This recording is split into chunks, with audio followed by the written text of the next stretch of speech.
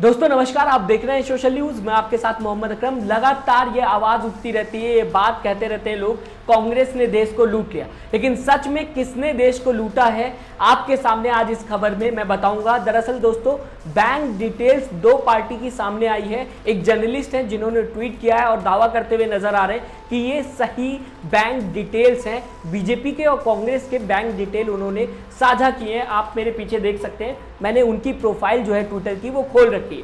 दरअसल इसमें यह दावा किया जा रहा है अरविंद गुनाशेखर की तरफ से कि बीजेपी के बैंक अकाउंट में 3,596 करोड़ रुपीस हैं। यानी कि बीजेपी के अगर अकाउंट की बात की जाएगी, बीजेपी पार्टी के बैंक अकाउंट्स की बात की जाएगी, सारी डिटेल आपके बगल में मैंने लगा दी है। जो अरविंद गुनाशेखर लिखते हुए दिखाई दे रहे हैं, जो पोस्ट उन्होंने शेयर की है, इसमें यह दावा किया जा रहा है कि बीजेपी के 3,596 करोड़ रुपीस जो है वो अकाउंट में है। इसी के बाद कांग्रेस के बैंक अकाउंट्स की भी डिटेल ये जर्नलिस्ट देते हुए अपने ट्विटर अकाउंट के थ्रू नजर आ रहे हैं, जहां पे कहा जा रहा है, दावा किया जा रहा है अरविंद की तरफ से कि कांग्रेस के अकाउंट में मात्र 162 करोड़ रुपीस है। अब आप समझिएगा किसने देश को लूट लिया और किसके अकाउंट में कितने ज्यादा पैसे हैं। लगातार अगर बात की जाएगी, हिंदुस्तान भी ये खबर लिखता हुआ दिखाई दे रहा है, बताता हुआ दिखाई दे रहा है कि अरविंद गुनाशेखर ने जो बात कही है उसमें कहीं ना कहीं दम है, जबकि हिंदुस्तान ने लिख दिया है। बहुत बड़ा न्यूज ऑर्गेनाइजेशन है दोस्तों।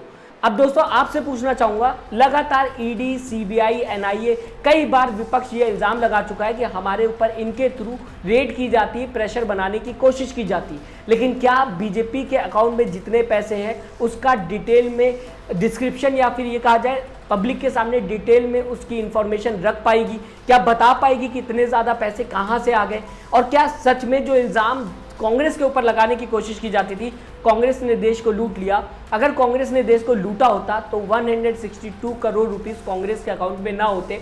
बीजेपी के आधे भी नहीं है, आधे के आधे भी अकाउंट में कांग्रेस के पैसे नहीं है। सोचिए, एक तरफ 162 करोड़ रुपीस है कांग्रेस के अकाउंट में और दूसरे तरफ बीजेपी के अकाउंट में 3,596 करोड़ रुपीस है। तो किसके अकाउंट में ज्यादा रुपए हैं, आप समझ सकते हैं।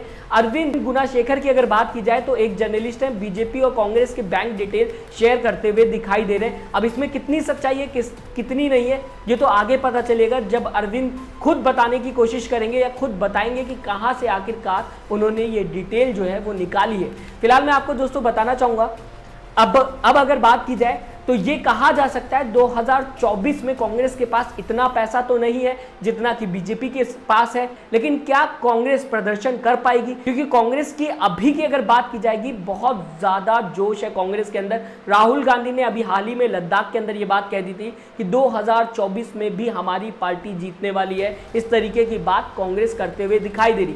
कहा जा सकता है कि कांग्रेस लगातार लोगों से मिलते हुए दिखाई दे रही है, नई रणनीति बनाई जा रही है। मगर ये मत भूलिए आप, लगातार विपक्ष, दूसरी तरफ अगर बात की जाएगी, ईडी, सीबीआई, एनआईए का लगातार ये इल्जाम लगाता रहता है विपक्ष कि हम पे इसके थ्रू प्रेशर बनाने की कोशिश की जा रही है, बताने की कोशिश की जाती है कि विपक्ष जो है वो भ्रष्टाचारी है, विपक्ष में कहीं ना कहीं भ्रष्टाचार जो है वो मौजूद है।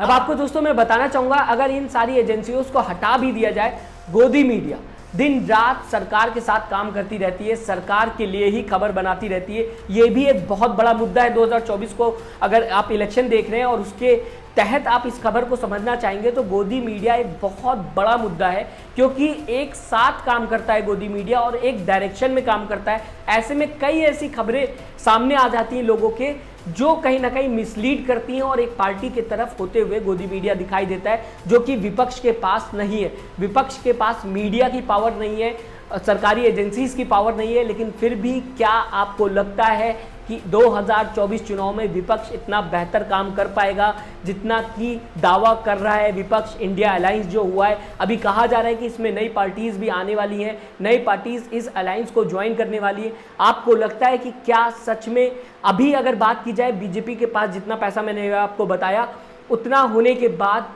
कांग्रेस बीजेपी का मुकाबला कर सकती है? राय जरूर दीजिएगा, मैं बताएगा आपकी विचारधारा क्या है। साथ ही साथ चैनल को दोस्तों सब्सक्राइब और वीडियो को लाइक करना ना भूलिएगा। अपना ख्याल रखिएगा, नमस्कार। चैनल को लाइक, शेयर एंड सब्सक्राइब करें और बेल आइकन दबाना ना भूलें।